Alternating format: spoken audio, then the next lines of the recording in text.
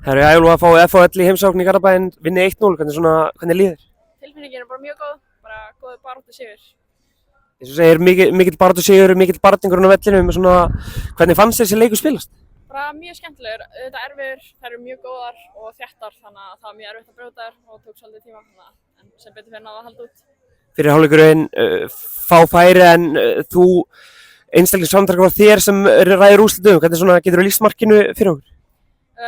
Bara ég sá 1-1 og hún stóð svolítið flatt, þannig ég ákvað bara að taka til hliðar og setja hann, þannig að það hefnaðist.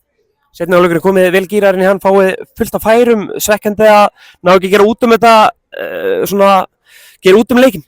Já, það er mjög stressandi, en bara jákvæmt að þessum að skapa færi, þannig að tek það bara. Mikaela, FHL sleppur gegn henni í lokin, vel var í auði? Bara gríðarlega mikilvægt sko, ég er mjög sátt með hana.